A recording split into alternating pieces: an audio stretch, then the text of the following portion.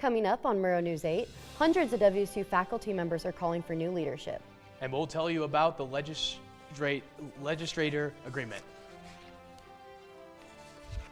From the Northwest Public Broadcasting Studios on the campus of Washington State University, this is Murrow News 8.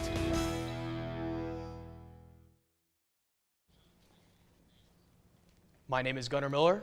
And I'm Josie Goodrich. Welcome to Murrow News 8. Hundreds of WSU faculty members call for new leadership at WSU. The group of 207 concerned faculty issued a detailed press release this morning supporting their argument for a new president, administration, and board of regents. According to Pullman Radio News, WSU Pullman campus enrollment is down 16% since President Kirk Schultz was hired in 2016. WSU's weakened finances are also used as an argument for the leadership change. The only faculty members identified in the release are Dr. Griswold, Dr. Carrie Hips, and Dr. John Oatley, who are provided as context for the press. The Washington legislature is not willing to pay for Washington State University's first contract with the newly formed Academic Student Employees Union. The union and WSU administration reached an agreement last month after a one-day strike. The deal increases academic student worker pay by at least 20%. The House and Senate, led by majority Democrats, will now negotiate a final operating budget proposal. Back in 2021, the Washington legislature passed a bill called the Climate Commitment Act, which requires WSU to replace the STEM plants that are on campus. WSU wants to transition over to a heat pump to keep the underground tunnels and buildings on campus warm. The school asked for legislation for $10 million to help assist with costs during the project. The local housing market in Washington slowed down significantly last month, which marked a major increase in the price of homes sold. In Whitman County, only 15 homes were sold last month, which is tied for the fewest in the last 3 years. The average price for those homes sold was just over $411,000, which is the second highest on record. There are still a good amount of homes on the market currently, over 90 for sale, which is close to the record high set last August. Moscow Police Chief James Fry will be retiring this May after 31 years of service with the Moscow Police Department. Fry was the main lead during the Moscow killings. A new process for the selection to replace Fry will be taking place within the next couple of weeks, even though Fry is still planning on returning to his Moscow job. He did announce that he was running for the Latah County Sheriff position. After the break, Pullman High School students won a national award. And we'll let you know how they got it done coming up next.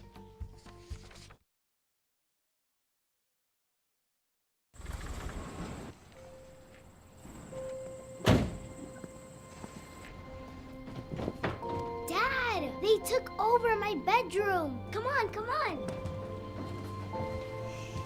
Okay, Dad. 1, 2, 3. Dad!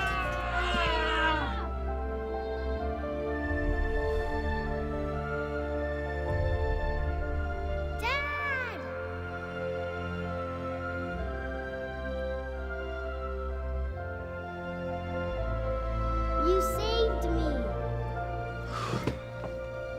Dad? Are you okay? I'm fine, dear.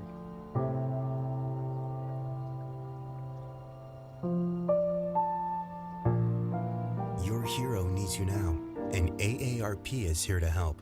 Find the care guides you need at aarp.org/caregiving. A WSU student team took third place at the Associated Schools of Construction competition this month, the largest construction management competition in the U.S. More than 1,700 students from 55 universities in 22 states participated at the competition in Reno, Nevada, and had less than 24 hours to present proposals and participate in a rigorous question and answer session in a business-like setting. Pullman High School multimedia students were recognized nationally for their live stream sport event coverage. The class took home a National Student Production Award from the National Academy of Television and Arts and Sciences.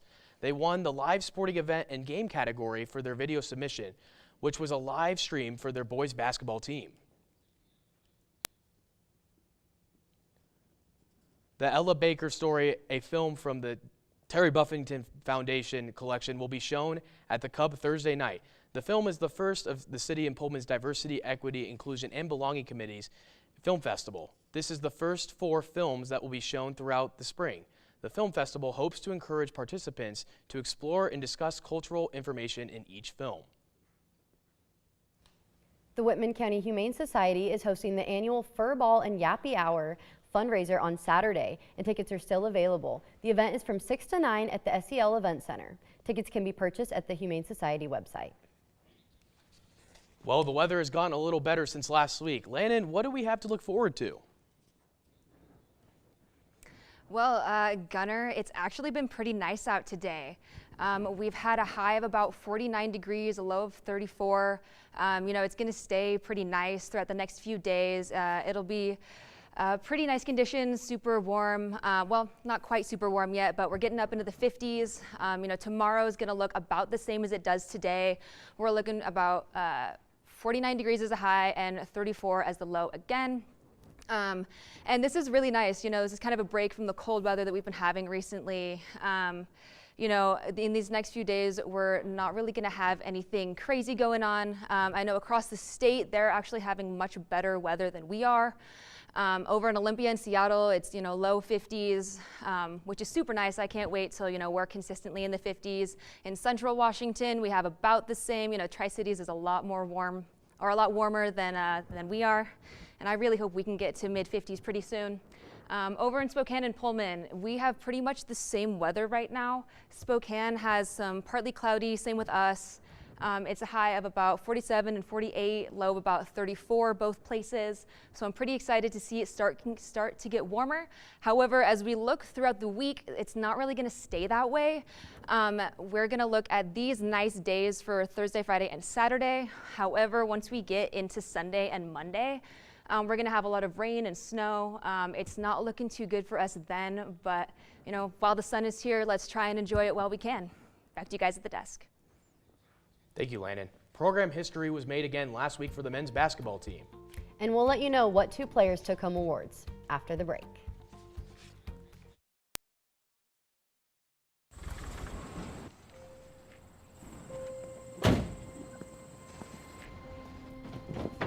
Dad, they took over my bedroom. Come on, come on.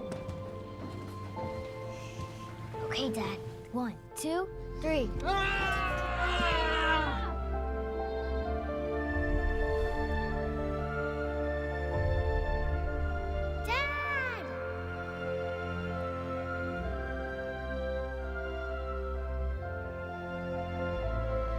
You saved me. Dad? Are you okay? I'm fine, dear.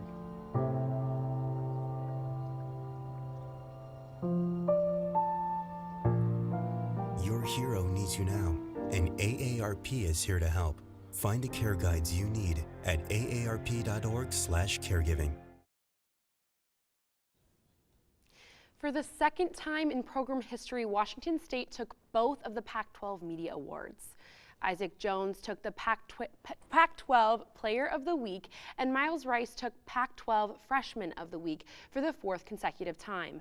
Washington State University is the only school in the Pac-12 to take both the weekly media awards twice in one season. After the Cougs win against Stanford, they will travel to Arizona to play on Thursday at 8 p.m. and Arizona State on Saturday at 5 p.m. WSU women's basketball held the lead against Arizona State for the entire duration of the 73-46 game. Tara Wallach scored a career-high 23 points and was the top scorer on Sunday. The team will head to Oregon for their next 2 games. First, they will play Oregon State on Friday at 7 p.m., followed up by University of Oregon on Sunday at 12 p.m. Cougar baseball won 5-1 at Utah Tech last Sunday and won the series 3-1. 4 Cougs had a 2-hit game. Max Hartman, Alan Shibley, Kaysen Taggart, and Nate Schwartz. Cougars are set to play Kentucky, Kansas, and Texas State in Round Rock Classic on Friday at 12 p.m. You can stream it on D1Baseball.com. Over the past couple of months, there has been a lot of work done on the new Taylor Sports Complex. Our reporter Lena has more information. The new Taylor Complex is a $27.2 million project that broke ground last September. This project is fully funded by private donors. On the inside, they have plans to have a new practice field, cameras, and lights. This project is expected to be finished in September of 2024. As you can see, they have made a lot of progress, but there is still a long way to go. Back to you, Josie and Gunnar at the desk. Registration is now open for the Murrow Symposium. We'll tell you what events to look forward to coming up next.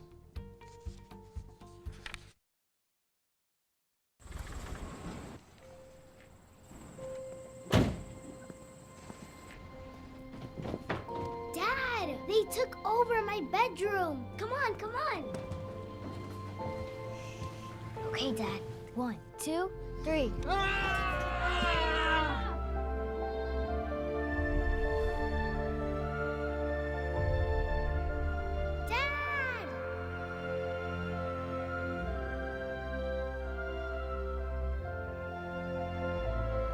You saved me.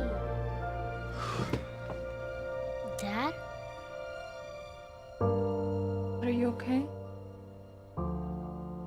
I'm fine, dear.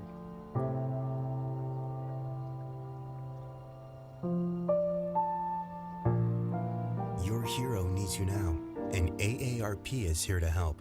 Find the care guides you need at aarp.org/caregiving. Registration for the Murrow Symposium is now open for the 2-day event on April 3rd and 4th. Some of the events that you can look forward to are the pre-symposium author talk with author Mariah Hinojosa, who will also receive this year's Murrow Lifetime Achievement Award. We will also hear from Lisa Young, Doug Thieling, and Janie McCauley. Well, are you guys going to be attending the symposium this year? Of course, especially as a senior, trying to look for jobs and just try to get my name out there as much as I can. Definitely get to meet I was definitely excited to meet the Lifetime Achievement Award. Every year it's always so fun to go to that keynote speak and just really listen to what they have to say and why their careers were so special. Yeah. Absolutely. It's been so much fun. I love going every year. They always have such good workshops, and I feel like I really take away a lot when I go. I don't know. There have been so many cool people that I've gotten to see I just wouldn't have otherwise met. So I'm really excited for the Murrow Symposium. Yeah. Yeah.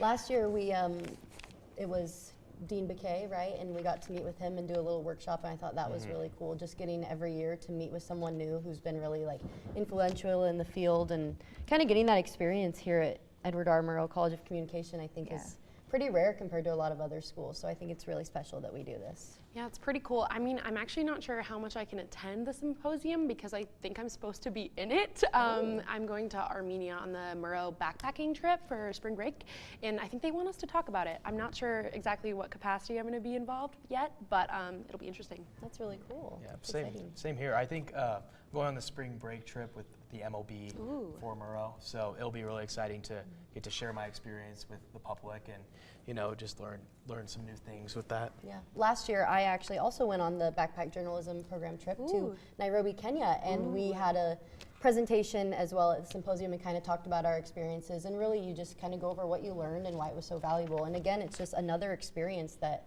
the Murrow College provides for us students that's really, really special. That's super sick. Well, thank you guys for watching. If you missed any of our past shows, be sure to watch them on our YouTube channel.